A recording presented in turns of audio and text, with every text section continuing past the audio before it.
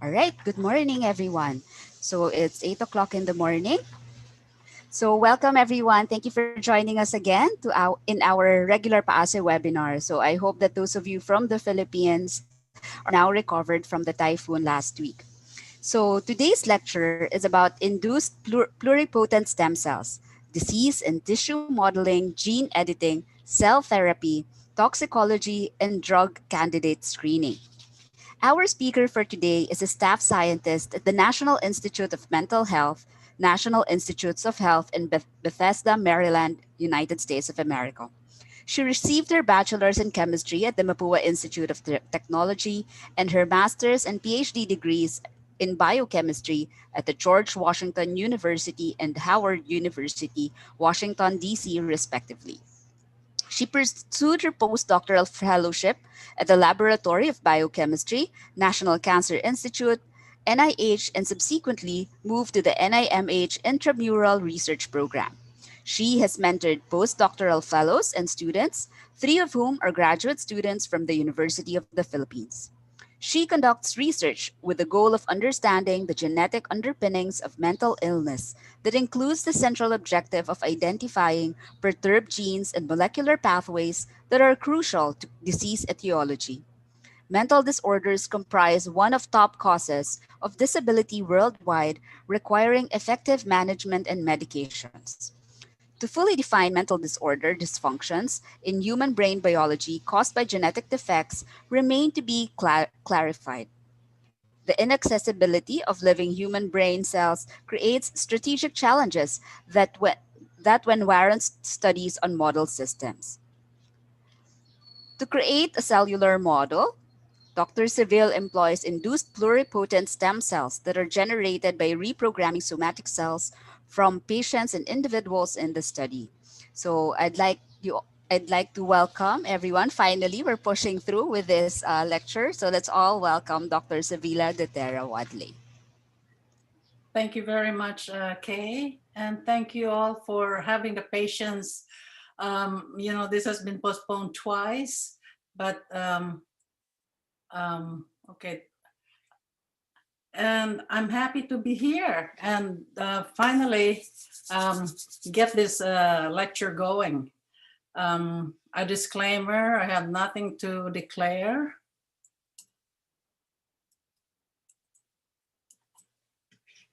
What's going on? Okay. I thought that I'd start this talk by paying tribute to a number of people. In the spirit of the month of November, when we Filipinos usually devote special acts of remembrance for our loved ones who have moved on to immortality, I'd like to dedicate this talk to the following. Those who have passed away due to natural disasters, and there's quite a number in the Philippines, and COVID-19, my mother, father, sister, Rosarina, and brother. And our very dear friend, Julie Ramos Asfour of Fort Erie, Canada, who passed on shockingly on Monday, November 16, 2020. We had no expectation that she was ill, and therefore it was a shocker for all of us. She was a PAEC co-worker from decades ago. She had BS in chemistry at Adamson University, MS chemistry at the University of California in Riverside, where she met her husband who was doing his PhD in soil engineering. She was an exceptional wife. Oh, wow. I'm sorry. Where are we? Sorry. Can I return? Yes, just move. And Yeah. mom, and in fact, her eldest son has a PhD in chemistry, and who's my godson. She's very energetic, a magnificent teacher, a gourmet cook, a superb and wonderful friend with a natural ability for growing plants. And the husband told me that even on her last days, he was talking about the garlic in her backyard. a first-class mind with an insatiable thirst for knowledge. Julie, we miss you very much. So this is the outline of my talk. First, I will introduce the talk by presenting the global burden of disease. My research for decades has been on diseases, especially mental illness. And then I will introduce iPSC, Induced Pluripotent Stem Cells. This is not the stem cells that is popular among some actresses or actors and stuff like that. This is derived from mature cells.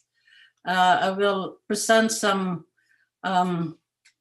experiments on disease modeling using neurons, 3D brain organoids, cardiomyocytes, and also present one very recent publication on COVID-19 using IPS. Also present a study using CRISPR-Cas9 and some clinical trials using IPS for cell therapy. And then I'll have a take-home message. Okay. Here's the global burden of disease pre-COVID in 2017. This is measured using disability adjusted life years, which is the sum of years lost due to premature death and years lived with disability. So 1 daily equals 1 year lost of healthy life. And as you can see over here, when you have a light yellow, there's like 10,000 or less daily per 100,000 individuals. And Australia, you look at Australia, the Western Europe, and also Canada. You look at the Philippines, we are in about over 30,000 dailies per 100,000 individuals. The difference, of course, is the healthcare system. So what causes all these dailies?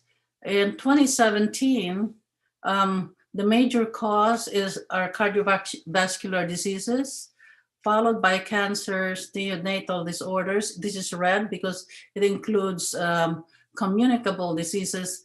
And look at mental and substance abuse disorder. It's like the fifth cause of daily worldwide. And that's where my research is focused on. Now that we have COVID, the pandemic, I thought I'd present this graph also because it includes the Philippines. And this was done very recently, 12th of November. And you can see, this is from, you can see that the Philippines has about less than 100 people, less than 100 deaths on November 12th, 2020. So that's not terrible, but compared to South Korea, of course, there's a big difference. But the United States is still on the top. It's over 1,000 deaths on November 12. And the projection by Dr. Murray at the Institute for Health Metrics and Evaluation at the University of Washington is that by March 2021, if the mitigation efforts are not followed, we will have over 2.5 million deaths worldwide. So now let me, after talking about this global view of disease, I'd like to talk about human genetic diseases. And there are two types. One is a single gene or Mendelian disorder is caused by mutation in a major effect gene. And an example of this is well-known sickle cell anemia, where which is autosomal recessive disorder, and the mutation is on the beta globin gene. And most of the common diseases are complex and they are polygenic, meaning they're caused by multiple genetic variants, with each of these variants conferring only a small contribution to risk. So it's accumulation of these variants that cause diabetes, cancer, asthma, and neurodevelopmental, neurodegenerative, neuropsychiatric disorders.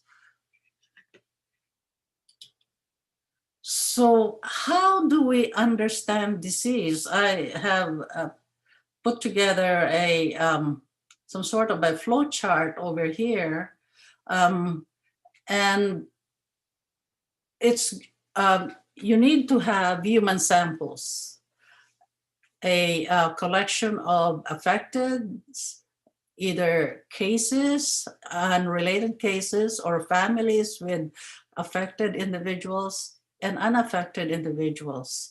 And this is, you do association analysis or genome-wide association, and you find the genetic variants that cause. It's usually when you have a complex common disease, you need tens of thousands of individuals in order to have statistically significant results. And you can do patient stratification once you have the gene variants or risk prediction. But then you need models here in order to understand what those gene variants do. You need models, and you do multi-omics analysis, you do phenotype assays, and then hopefully you get the you identify or you define the perturbed biological mechanisms. And from there, you probably can do diagnostic and prognostic markers, therapeutic targets, and you can start thinking about what environmental risk factors are there and maybe preventive measures. So going back to the global burden of disease again, understanding disease could lead to a reduction in disease burden. When we understand diseases that could lead to a reduction in disease burden, improve people's well-being, and create advances in the economy through disease prevention, effective management, and successful intervention. I'm sorry.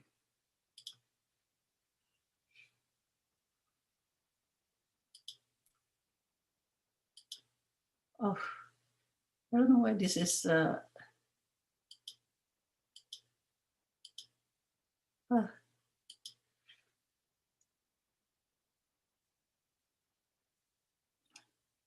So I was talking about disease models. You need disease models because, if you want to study brain disorders, you cannot take living brain cells from living human beings, and you cannot take living heart cells from humans. So you need to, it's inaccessible, in other words. So, but then, because they are models, they don't really fully recapitulate the hallmarks of the disease, but they are important in order to understand the biology of the disease. And so the usual animal models are flies and mice, zebrafish, and cellular models. For a long time, people have used immortalized cells. But since the 2007, the discovery or the development of IPS we can have living human cells which are human-derived and patient-specific. And the scientist, okay, so I'll show you later on what is iPSC. They are pluripotent embryonic-like cells generated by reprogramming somatic cells from mature tissues. I'll show you the next slide. And this was done by Yamanaka and Takahashi, first in mice in 2006, and then in human cells in 2007. They used fibroblasts to convert them to iPSCs using 4 transcription factors. These 4 transcription factors are proteins that regulate the activity of other genes. And for that work, Dr. Yamanaka got the Nobel Prize in Medicine or Physiology in 2012. So iPSC is truly a game changer. What you do is you start with mature cells like a skin or blood cells, and people have even used urine and generate iPSCs. The other advantage of iPSC is that you can take that skin cells and convert it to iPSC, and so that carries a copy of that donor's genome. And so it's either patient-specific or donor-specific cells. So when you have the cells, you're studying the cells of that particular individual. And because iPSCs are pluripotent, they can be differentiated to disease-relevant cells, like which are inaccessible in living persons, as I said earlier. So they can be differentiated to brain cells, heart cells, liver cells, etc. And they can be expanded, stored, and recovered, so you have a continuous supply of cellular reagents.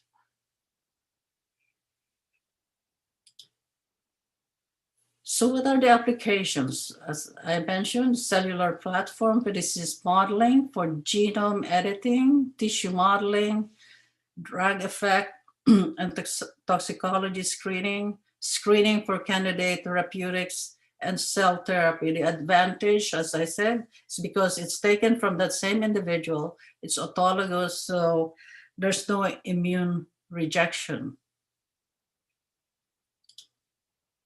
So how do you generate iPSC? I have a diagram here. So you can take a skin biopsy from a donor, a patient, and we take that to the lab and convert that to fibroblasts right here, these elongated cells. They get converted after about a month. So you're gonna see cells that look like this, and you can fix them and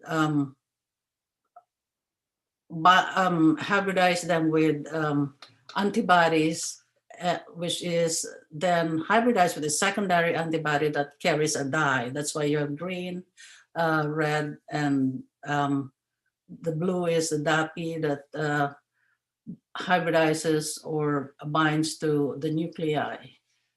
So then you reprogram, but as I mentioned, you need these 4 transcription factors. And after about a couple of months, you see that these elongated cells get converted to colonies that look like this. Each colony contains individual cells, as you can see over here. So as I mentioned, you can also start with blood cells, PBMCs, and you will get the same thing.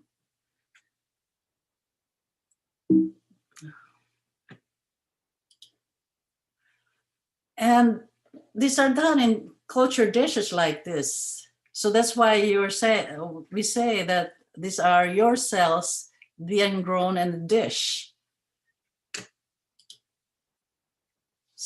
The other thing that you do is you make sure that the iPSCs show normal karyotypes. If they have abnormal karyotypes, then you don't use them for further studies. So I'm not gonna talk about some examples of projects that are being done to study the workings of the human brain. And this is normal brain. You're familiar with the different lobes of the brain. And what is interesting is that the adult resting brain uses up to about 20% of the total body energy. So we need to take care of our brains.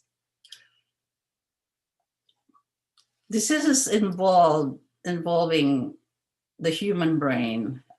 Examples, this is not a comprehensive list, of course. I'm just listing 3 different major diseases: neurodevelopmental, autism, or Smith-Magenis syndrome. This Francis Gordovis in the lab studying this SMS. Neuropsychiatric, I've been studying bipolar, and schizophrenia have now been found to really share a lot of genes.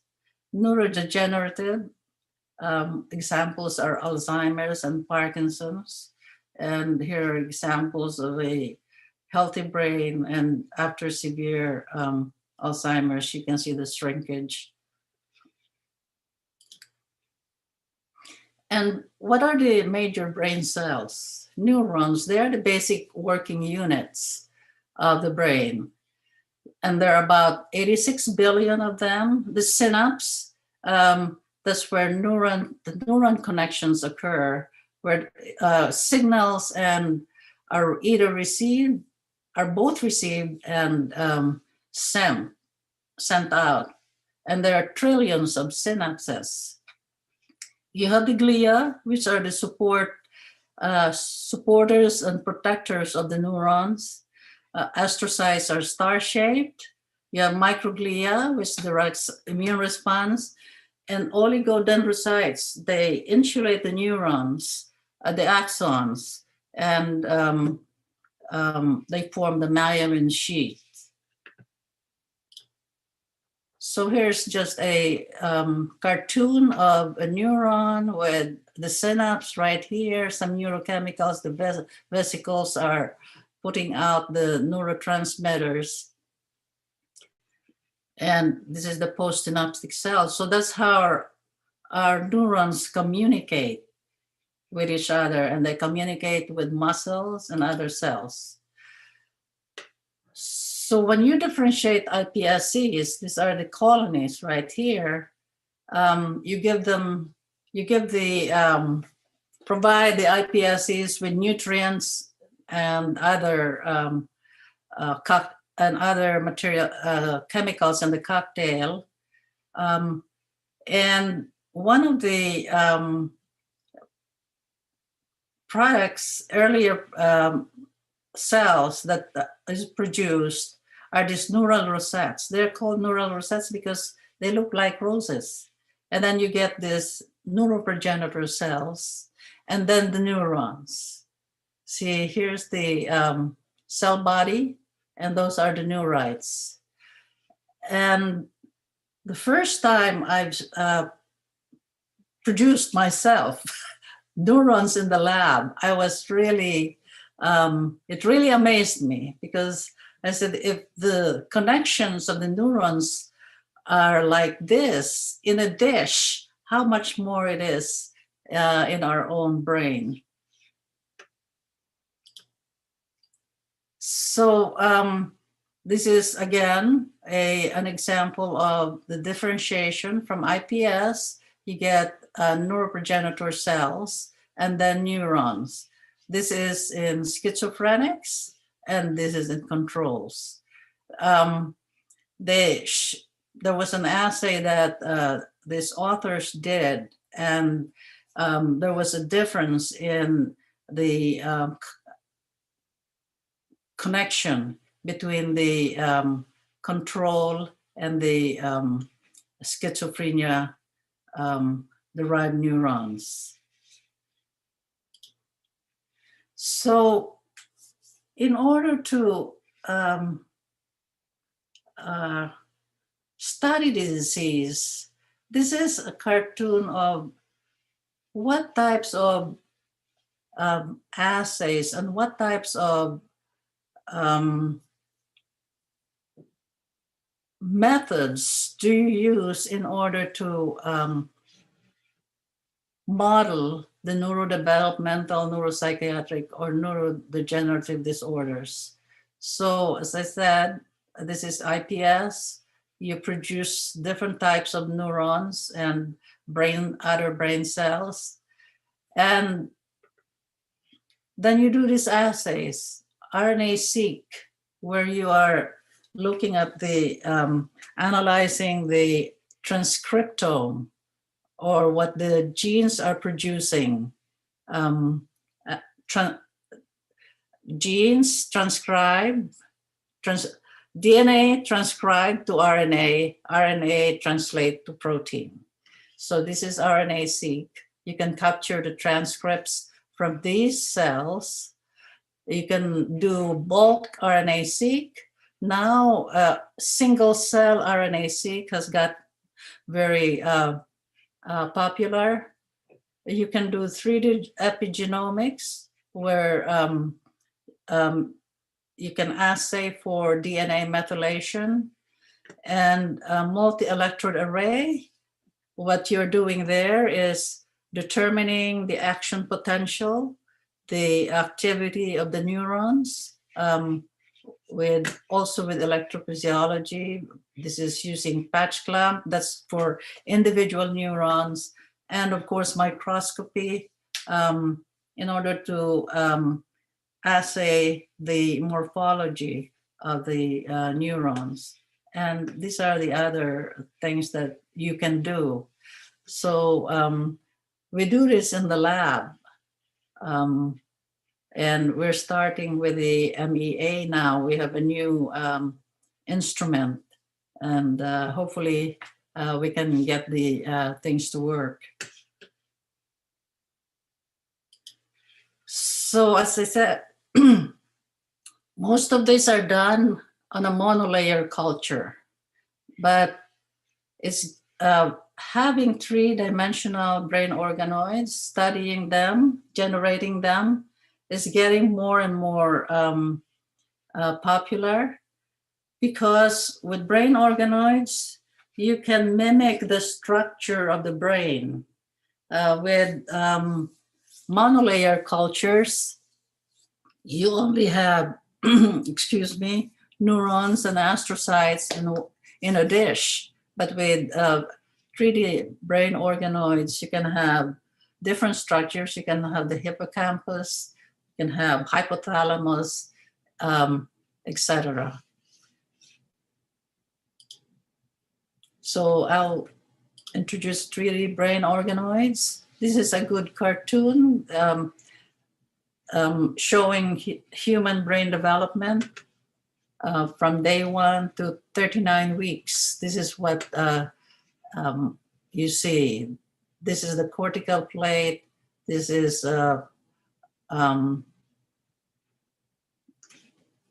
and then you have the brain organoids. It takes 17 weeks to get a cerebral organoid. And as you can see, this thing seems to recapitulate what you see in the human brain. Ventricular zone, subventricular zone. But now people are growing cerebral organoids up to hundreds of days. So this is the first brain organoid that was published by Lancaster et al. In 2013. And it does mimic human brain development as shown here.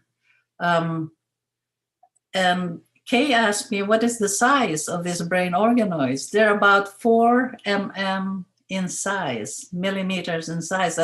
And the actual size is right here. And this is a cartoon of the human brain. This one sort of recapitulates what the human brain has, but it's still not the whole. The structures are not the structures of the human brain are not fully recapitulated here, but people are getting more and more sophisticated in generating brain organoids. And after you have brain organoids, you slice them up and then stain them with these different antibodies. Here's the forebrain, the choroid plexus, and these are the other markers that they use. This is for a more mature neurons after 75 days. And this was the cover of Journal of Neuroscience early this year. This is again after slicing the brain organoids, and it's immunostained with these different antibodies after 28 days. So one of the first things that was studied with brain organoids is microcephaly. Here you have a patient with microcephaly, as you can see, small brain, and the control is a large brain. And the gene that is mutated is the CDK-RAP2. As you can see over here, the protein is absent in the Western. And you can see the difference. Here's the organoids for the controls at different days. And this is for the organoids generated from the microcephaly. So it's directly from the patient and also from the control. You can see here the control versus the organoids from microcephaly after immunostaining. And microcephaly was also studied in mice, but they couldn't really see the major defect. But brain organoids was able to reveal this defect. So this is just a cartoon of all the applications that a human organoid can be used for screening for genetic variants, metabolomic analysis, drug development, cell therapy, genetic engineering, etc. Now I'd like to show you examples of the use of our IPS in cardiovascular research, because here's the heart, of course, the normal heart, the ventricles, and the atria. And with IPS, you can generate all these atria and ventricular types of cells, atrial cells, and nodal cells. After 60 days, they look like this. After 10 days, I'm not a cardiovascular researcher, so, but you can see the difference when they get more mature. And after a certain period of maturity, you can see that in the dish, the cardiomyocytes beat. So you can see here.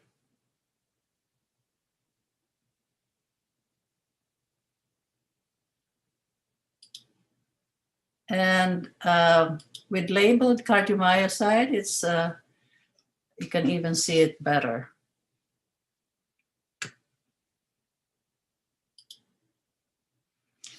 Now I'd like to switch to talking about genome editing. there's quite a bit to cover. You must have, known about Jennifer Doudna and Emmanuel Charpentier, who both got the Nobel Prize in Chemistry for CRISPR-Cas gene editing. And apparently some of our PAASE members have collaborated with Jennifer Doudna. And of course, Ben DeLumen knows her because she's at Berkeley. So this is this is CRISPR-Cas editing. What happens is that it is very powerful, and it is also easy to do. If you want to make a cut in any part of the genome, you can do it by having a guide RNA that matches that part of the genome, and in the presence of Cas9, that's the one that cuts the genome right here, double-stranded break, and it's then repaired over here using HDR. That usually they don't use this because there's more random mutations that occur.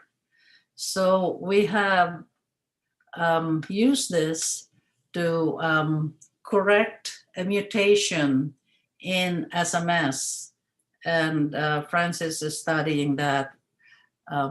It's an ongoing project. So it is so powerful that Jennifer Doudna had to convene a conference of people in the field, because this can be used for, if you can edit any place in the genome, you can think of eugenics, you can think of all kinds of things that people can do. So there has to be a control in the use of this new technology. I want to present just an example of where CRISPR-Cas was used, and there's so many publications now using CRISPR-Cas, but there is a pathogenic copy number variance on 16p11.2. This is present in autism and schizophrenia, in bipolar disorder, and intellectual disability. So this is 16p11.2, and some autistic patients have deletions here, or some bipolar patients have duplications here, and it involves 29 genes. So the question is, what are the neurobiologic function of these genes on 16p11.2? So these authors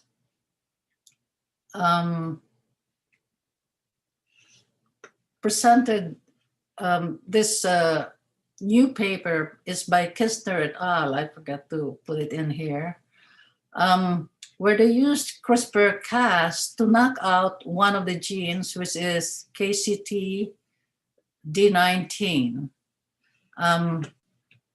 and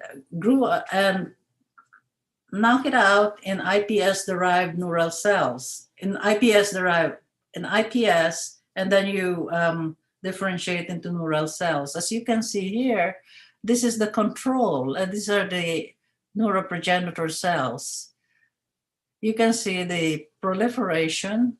When it is heterozygous, meaning one of the copies is knocked out, there's fewer cells, and when both copies are knocked out, there's also fewer cells.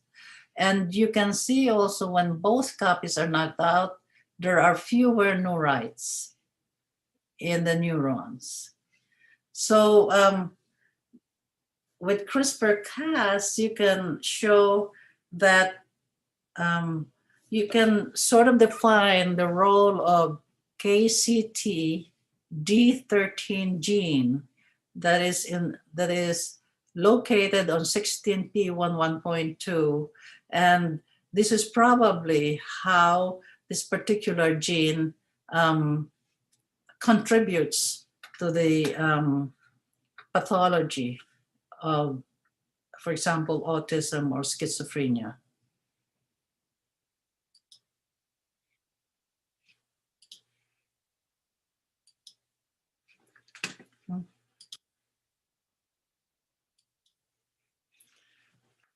Now, I'd like to I don't have enough time to show you all these experiments, but IPS has been used in COVID-19 cellular modeling. I'm just going to show you the recent paper using IPS-derived brain organoids. You are very familiar with this. The COVID-19 virus and the receptors are ACE2 and also helped by this TMPR SS2. Those are the, if the cells have those receptors, then COVID-19 can successfully infect those cells. I'm not showing the lung or the heart, but I'm going to show you the brain experiment. And so what they did, Lancaster and Knoblauch, and also is that they infected the cerebral organoids with the live virus. Oh, this is by Pellegrini. The drawings here are very Lancaster and Knoblauch. Pellegrini et al. Infected it, one by infection with a pseudovirus, the other one with a live virus. And this is what they found. Here's the cartoon. The virus infected the ACE2 expressing epithelial cells in the choroid plexus. The choroid plexus, the part of the brain that produces CSF, cerebrospinal fluid, and cerebrospinal fluid protects our brain. And here is a cartoon where the epithelial cells, after infection with the live virus, they die. But what they did not see much infection with of the neurons and glia. So this is really an interesting finding. There was another group that also used live virus to infect brain organoids, and they did not see much infection in neurons and glia, but they saw, they found high amount of infection in the choroid plexus. So this is one paper that shows the use of IPS-derived brain organoids in COVID research. I'm now going to switch to examples of IPS-based cell therapy, and this was taken from a review by Yamanaka this year, and apparently there are clinical trials now in Parkinson's disease, macular degeneration, and all these other disorders using iPSC-based cells. And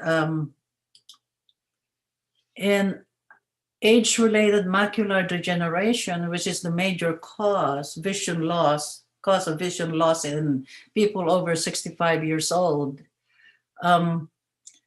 there's the dry and the wet type, and there's no effective treatment for AMD. So here's what happens when the person suffers from AMD. Here's the normal photoreceptors, retinal pigment epithelial cells, and these other structures. And as shown here, the person with a normal vision can see this tree. But when there's cell death, the RPEs are dying.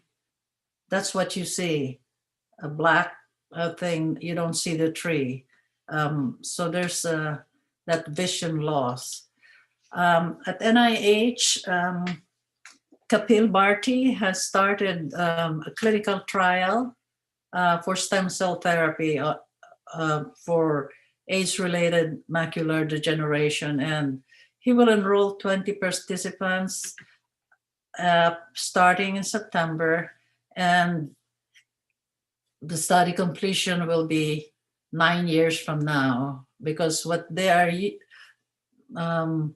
the patients that they are studying for this particular cell therapy are those who have advanced AMDs. So hopefully that will be successful. And another sort of series of clinical trials is being done by the University of Göttingen. They will start in December, and 4 years from now. But what they will do is they will generate human myocardium from IPS, and then use that to transplant that onto the heart of people with terminal heart failure. They will enroll 53 participants, and hoping that that will work, because as you can see, the cardiomyocytes can beat spontaneously. And this is another clinical trial that is being sponsored by a private company, 5 participants, and they're just going to directly inject cardiomyocytes into the myocardium. So we will see what happens to that. I don't know if they've started, but they say the starting date was May 2019 and ending a month from now. So we will know what happens to this clinical trial. So the take-home message is that human diseases can be investigated using cells like IPS that are derived directly from the patients that you're studying. And that is the huge advantage. An IPS platform can be used to define disease mechanisms, screen for new therapeutic compounds, and the ones that I've already presented. The future use in autologous cell therapy, where there's no rejection or maybe minimal rejection, but I did not talk about limitations, but they exist.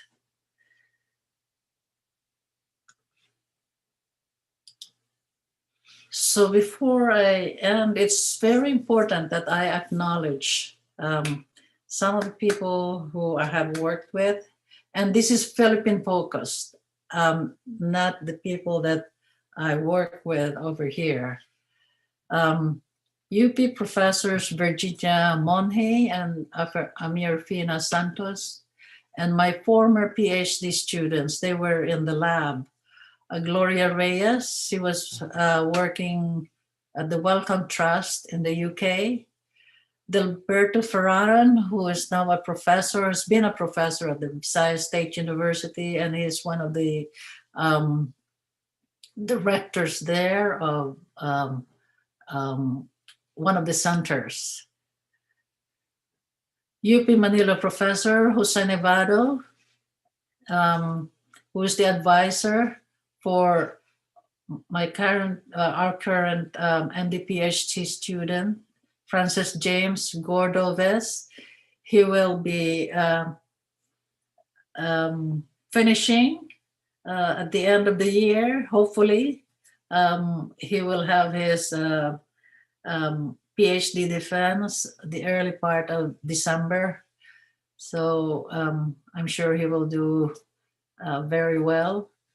My PAASE colleagues, who for decades I have been um, received their unshakable friendship and support.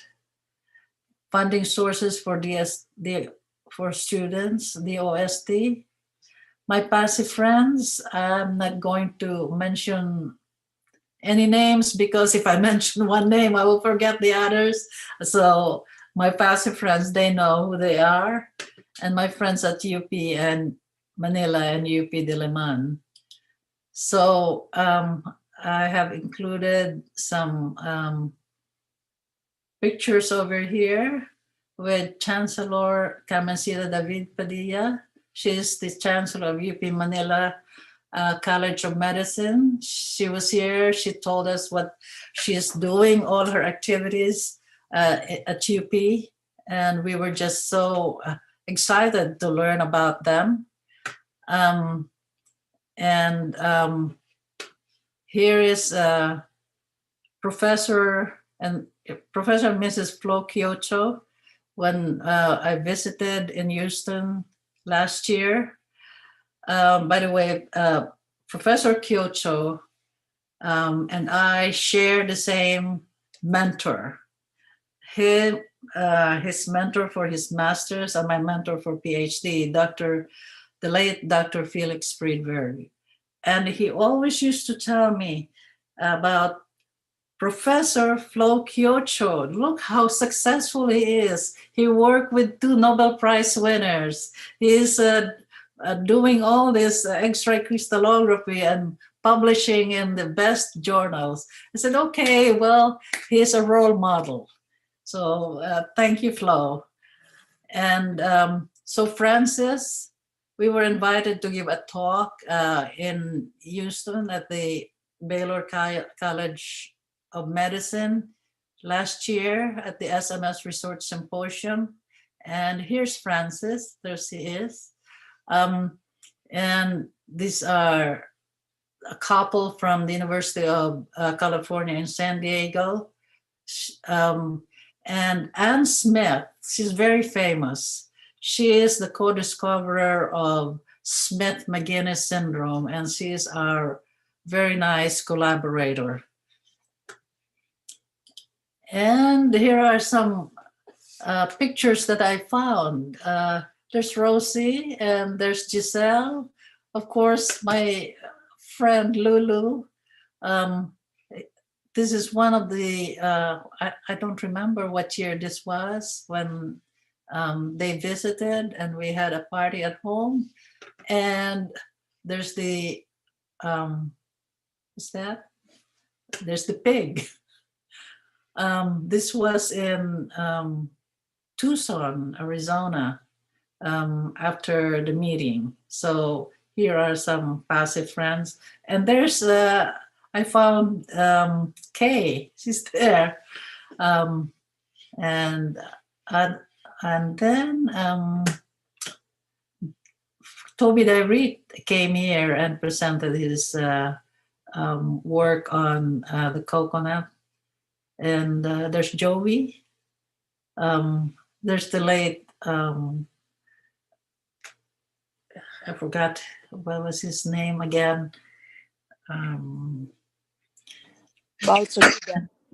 Say that again?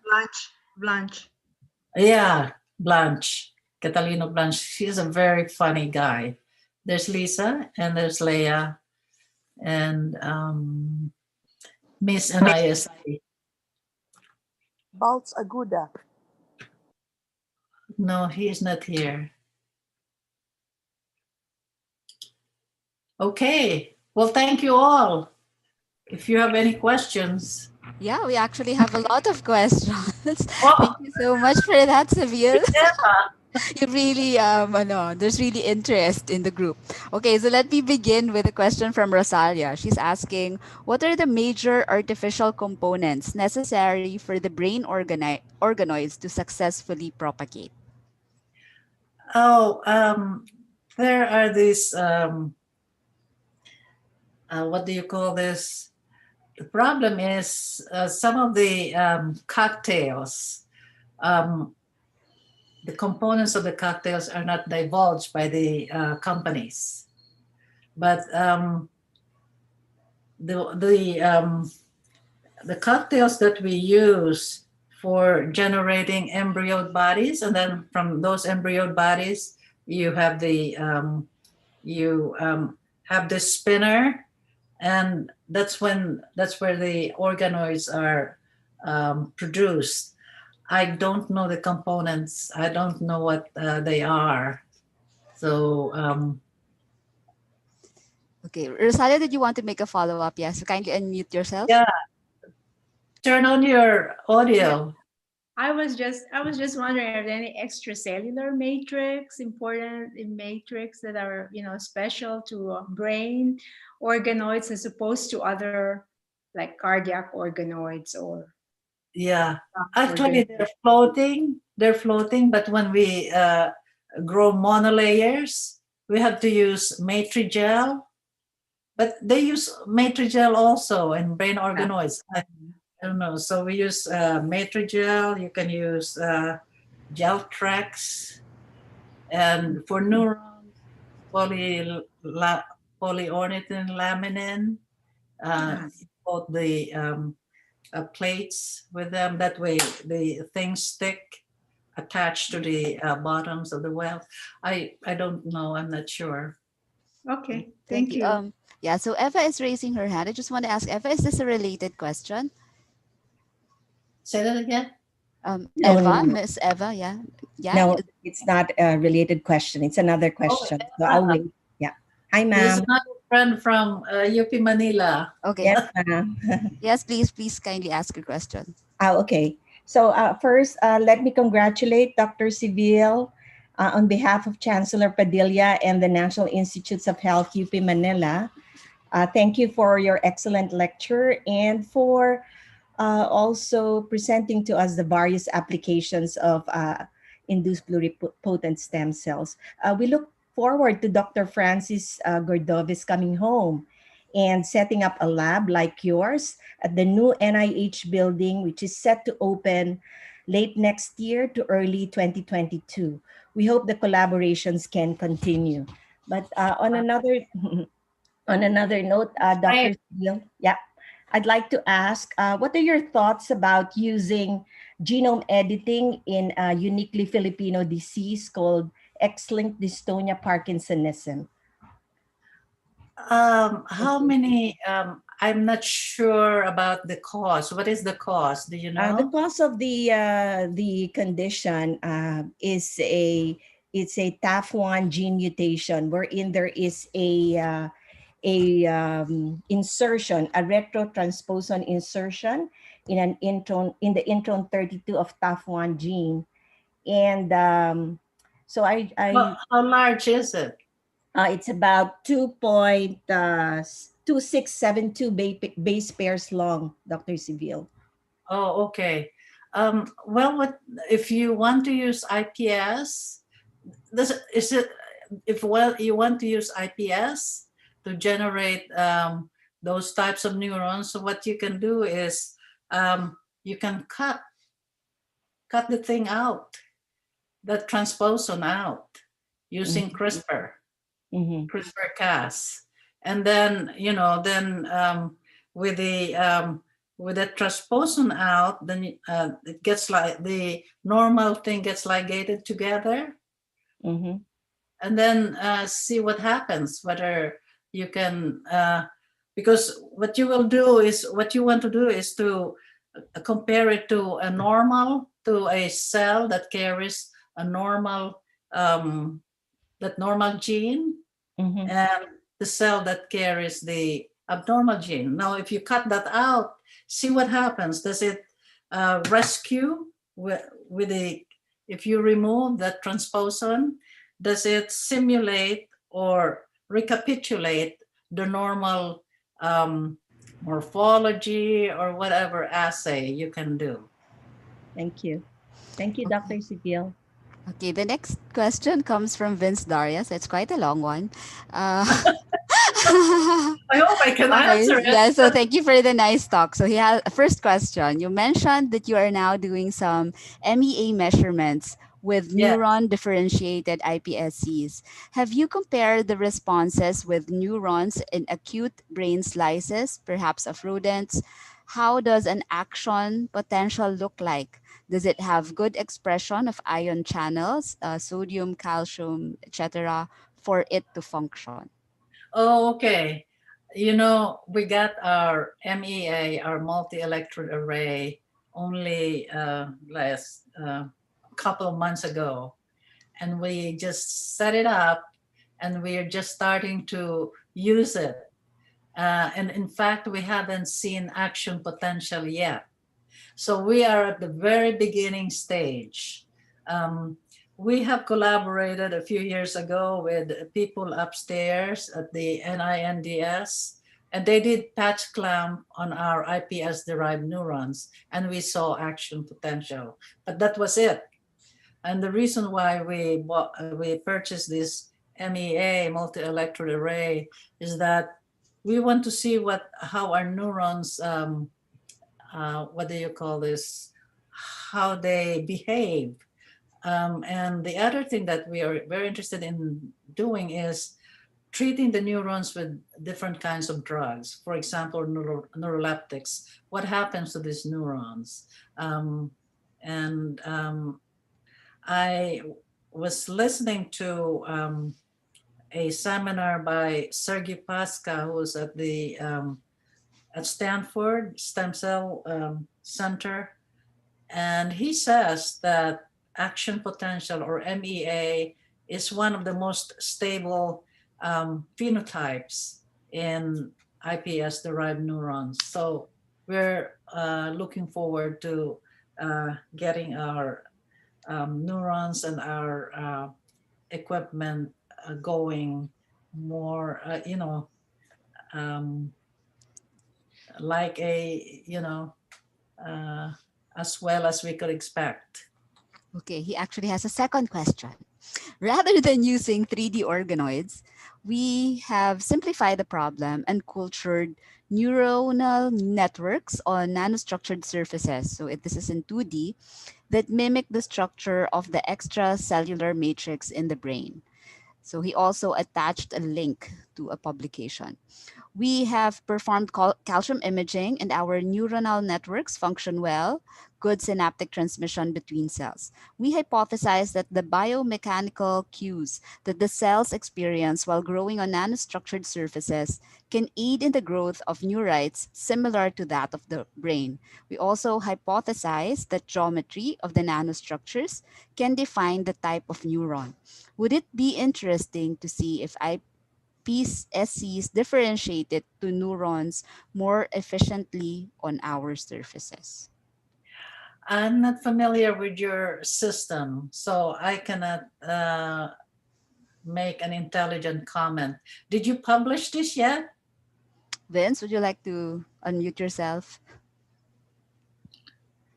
Did you publish your Yes, system yes. yet? There's a link to our publication, and the neurons are actually having good morphology in terms of neurite growth.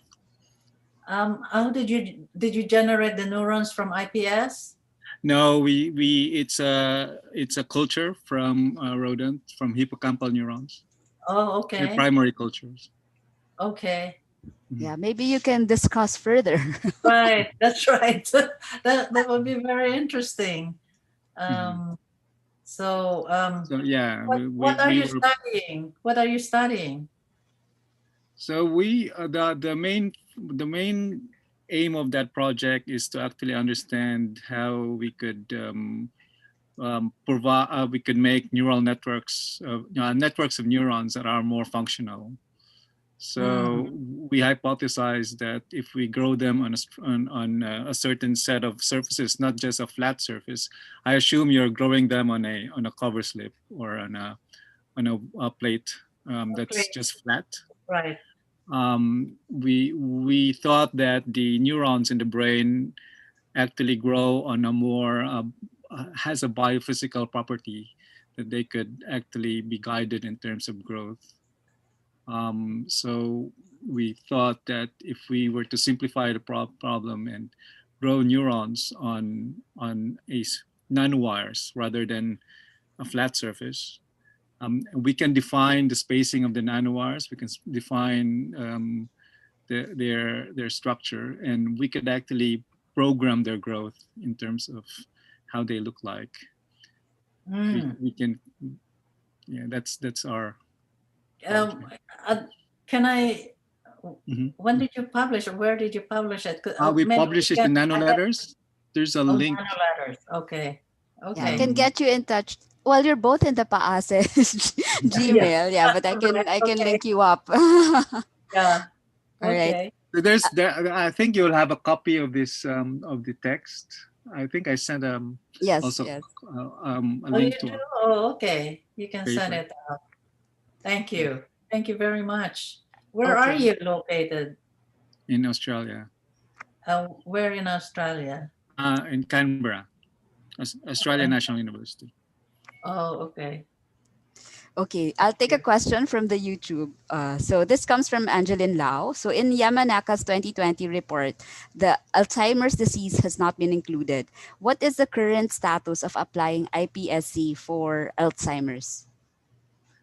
Well, there's a lot of studies on iPSC-based studies in Alzheimer's, but not being in that field, I cannot tell you the studies that are being done. But what I did not include here was one study in Alzheimer's where they generated different kinds of neurons, and they were looking at the endosomes in the neurons, and apparently there was a difference, but I did not read it very carefully. So. Okay, thank you for that, Seville. The next question comes from Ana Cerquina. So there have been reports of long-term post-COVID symptoms, including brain fog. Do you have any hypotheses regarding this? You showed how SARS-CoV-2 destroys epithelial cells in the brain, but not the brain cells themselves. She also has a follow-up. Also, umbilical cord banking is a very expensive procedure. Do you think that iPSC can replace umbilical cord biobanking? Oh, I have no idea. The second question, I have no idea, but people are generating iPSCs from cord blood. So that's that much I know. As far as, this is the reason why people were interested in doing research or investigating brain organoids that have been infected with COVID.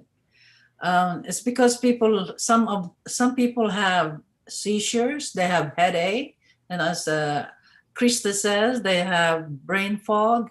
So we don't know what causes all those brain fog, but that's one of the things that they found. And this is actually a paper by Lancaster's group. Lancaster is the first person with Knoblech to publish on brain organoids.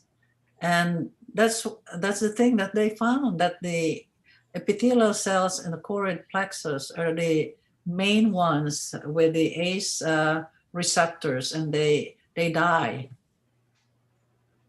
Okay, thanks so, I don't know about brain fog. So, but seizures you can explain, I think, when these epithelial cells die in the choroid plexus. Okay, so Giselle is raising her hand. Yeah, Giselle, kindly unmute. Seville, Kate, thanks. So Seville, we're in the area of pain research. You might know that we have an ongoing project with Toto Oliveira, where we culture mice dorsal root ganglion neurons. So my question has to do with systemic interactions between the peripheral nervous system and, of course, the central nervous system. So, is there a way to make use of iPSCs to model pain networks, pathways better? There's quite a bit of success in this area. We call it constellation pharmacology because we're able to culture the heterogeneous dorsal root ganglion neurons in the lab from mice. But then naturally, we'd like to do what you would consider a better in vivo model. And so right now, in the University of Utah with his collaborators, already involving many of my graduates who are doing their PhDs there with Toto, we actually look at the phases of pain generation, the initial, middle, and later phases, and then try to see what's happening with the cells, with the neuron, by doing transcriptome profiling over Yeah. time. So Yeah. I'm just curious how we can, come up with maybe an easier model that's closer to in vivo, where, well, what's in Right. vivo is the 3D structure of Right. the tissues, right, or the organs. Right. That's right. Yeah. So I'm not familiar with, with the pain, or I don't know if people are generating those particular types of nerves from IPS. But as there have been quite a number of failures when you do research in, for example, mice. And people have seen, like if you treat the tumor in mice and it disappears, when you try it in humans, it doesn't work. So that's the reason why, I know what you're saying. If you can have a model that's really human based, then you probably, and then also 3D. So I'm not sure about pain research. I'm not familiar with it. I can look into it, but probably, I don't know, have they looked into iPS derived cells? Do you know? It's not being done in our Not being done. group. Maybe have they looked at whether other people are doing it? So yeah, it's an area that should be explored. But Yeah. still, the other area is cancer. Oh So yeah. sure, this is a major area of application of induced pluripotent stem cells. Yeah. Actually, this person in the Netherlands, he has done different types of organoids, intestinal organoids, kidney organoids, and stuff like that. He's one of the boy, his talks are like science fiction because the cells are moving, and he shows the organoids. I forgot his name. I can send you his name. It's in cancer. Okay, thanks, Seville. So the You're next question comes from Ahmad Mazaheri. So he's asking, as you know, one of the known challenges of generating patient-derived iPSCs is the issue of differential propensity. Some IPCs, depending on the source, can differentiate better towards a tissue lineage than others. How do you overcome these issues? Yeah, actually, this is one of the limitations of IPS. So even if you take it, even if your source is the same, from the same fibroblast, you reprogram, so you pick multiple clones, IPS clones. Though not every IPS clone that you pick is the same as the other one. So the best thing that to do is to use 3 different clones, or at least 2 clones. And actually that's what, from that same source, and measure, as I said, measure the, do karyotyping, make sure that there's no gross genetic defect in that has been carried by those IPSs. And just make sure that those IPSs are growing at about the same rate. You know, you don't want to pick one IPS clone that grows very slowly, the other one grows very fast. So from the same parental cell. So that's one of the limitations of IPS. But at this point, people are not talking about it too much anymore. I think Paul Liu at the NHGRI has done a very good investigation of these different clones. And actually, when you pick the right clones, there's not a lot of difference between those clones. That's what the take-home message was. Okay, thanks, Seville. So I'll just take the last 3 questions. Okay. Because they're quite long. Okay, the next one comes from Dilberto Ferraren. So thank you for Hi, Bert. How are you? Okay. Okay, so I did thank not you very much. I did not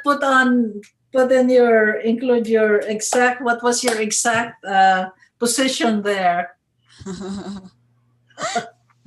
So, Vice President for Planning lang po, ma'am. Oh, lang, huh? Vice President Vice lang. President lang. Assistant President. Congratulations, Bert.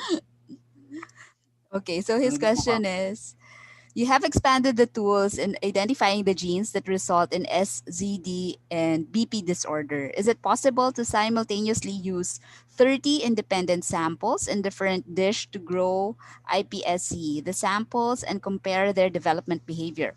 Since the disorders are multifactorial and most probably are multigenic, and thus is theoretically expected to have distinguishable morphological differences in the neuron. Yes, actually, Bert knows that these are polygenic diseases. So that's the reason why you had to target the research from different angles. And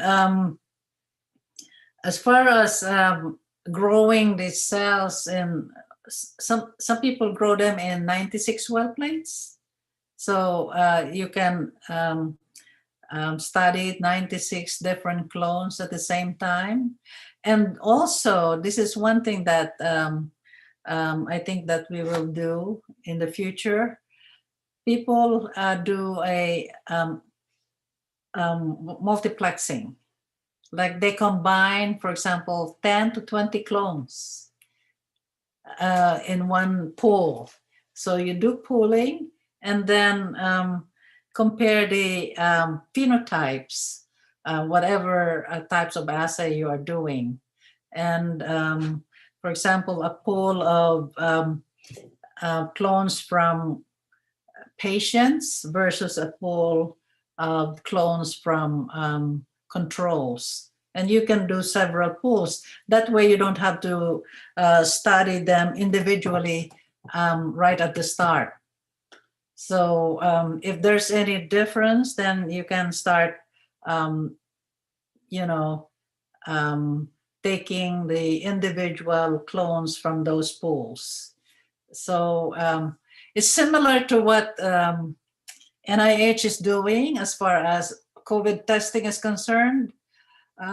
We get tested at NIH and your samples are placed in a pool, like probably a pool of 20 people. So if everyone in that pool is, has no infection, then you don't have any infection. But if there's anyone in that pool that has infection, then they take the samples from those other people individually. So yeah, Bert, it's it's still a really major problem, trying to determine the biology of these small effect variants. That's where we are. Thank you for that, Seville. And then the next one comes from Al Serafica. So good talk, Seville. Hope you can retire here in the Philippines and set up a lab. What and how much does it take? No, it's Francis. That's why we are training the next generation. Francis will be going back. Francis, say something. And he will be going back, and then, he can train his fellow students and the other students who will be interested in doing this project. Okay. Type of And project. who was that? Who is that?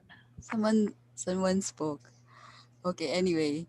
Okay. The next one comes from Lisa Verata. So nice talk.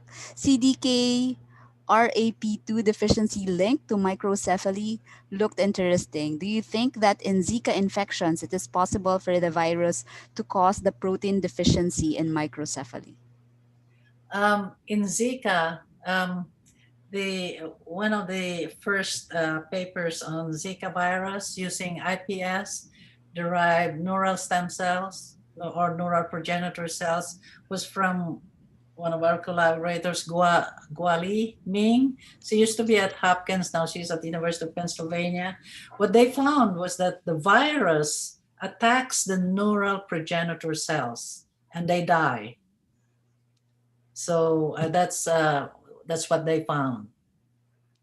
Does that answer your question, Lisa? Oh, maybe Lisa? she's. Hold on.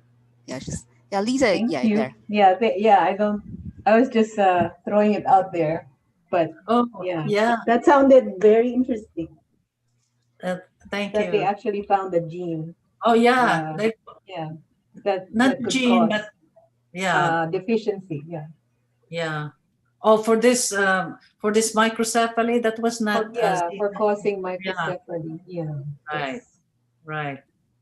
Okay, thank you. I think that's all. Yeah, and Oh, okay. it's almost 9:30. Anyway, Oh, Seville, really? yeah, Seville, will it be okay with you to share with us your presentation, maybe even in just PDF form, so My that I what? can your Oh, presentation? Yeah, can Oh, you in PDF. I have it in PDF.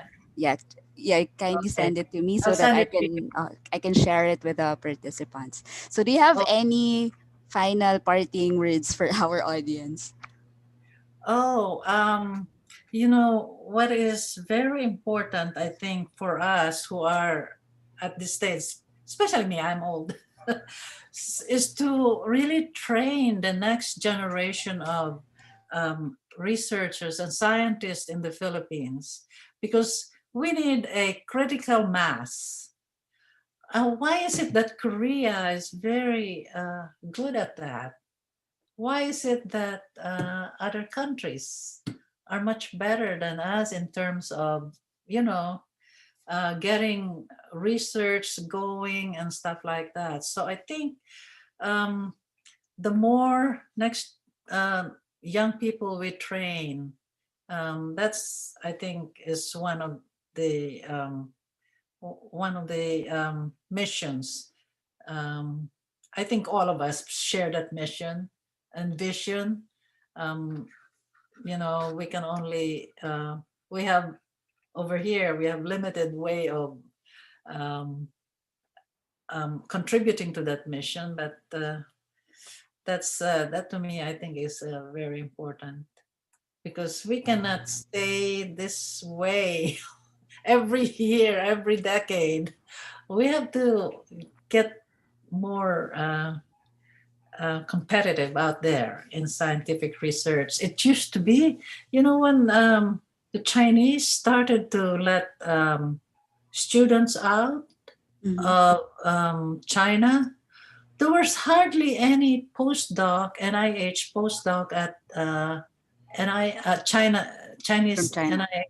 NIH, from China at NIH. Now you have like, I don't know, 30, 40% of people who are doing postdoc and NIH are Chinese or students. It's just, you see this when you are in the parking garage. It's very noticeable. So I don't know, maybe we are not, are we science, are we interested in science, or are we, maybe it's just that we need to get more stimulation. Yes. Agree. Lisa, did you have something to say? Oh, and there's only a handful of Filipinos at NIH right now. Also, Yeah, that's right. You So can for those count. of you listening who are interested to do a postdoc, maybe you should get in touch with people. Yeah, right. It's just, or even Yeah. in universities. So, Yes. Okay. well, So that's the role of PAASE also. We try our best to link up individuals from the Philippines and of course those of you pioneering in the US.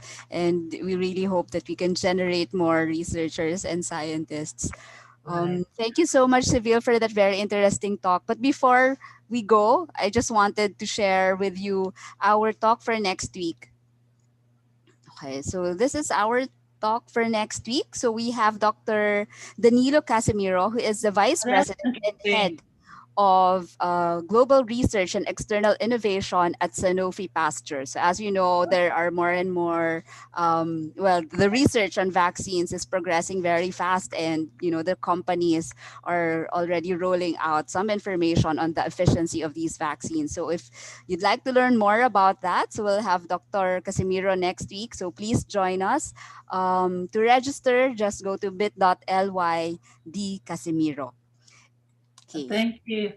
As I said earlier, Kay, I really wanted to tell everybody how much I admire your patience and your effort in getting these lectures going.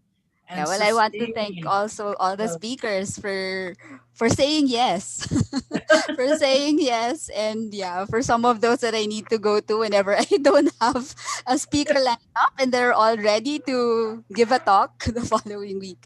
Yeah, So that's great. PAASE has been really active recently. So last night there was an REC panel discussion in the, I think, economics section. And we're having one also this afternoon for those of you who want to join. It's at 3 p.m. Philippine Standard Time. So this is about understanding about what happened during the Typhoon Ulysses. So this is being spearheaded by CP David, and our speaker is Dr. Jane Perez. I think Dr. Jane is one of the winners of the ASEAN US Science Prize for Women way back. I'm not sure which year. And she worked with Dr. Joey Comiso, if I'm not mistaken. So we had her as speaker at the 2019 APAMS conference as well. So if you want to join, please register at bit.ly REC12_01. And again, we have our website, which Giselle is regularly updating at paase.org. And we're uploading our webinars at our YouTube channel, bit.ly/paase webinars. Okay, so with that, I'd like to thank everyone for joining us this morning. And I hope I'll see you again next week and in all other PAASE activities. Thank you so much, Seville. It was a very interesting talk. Thank you so much, Kay. And good luck. Yes, thank you. Stay well, everybody. Stay well. Thank Hi, you, Bert. Ma'am. Bert. Oh. Hi, good morning. Ayun. Or good evening po. Finally, I see you. Okay.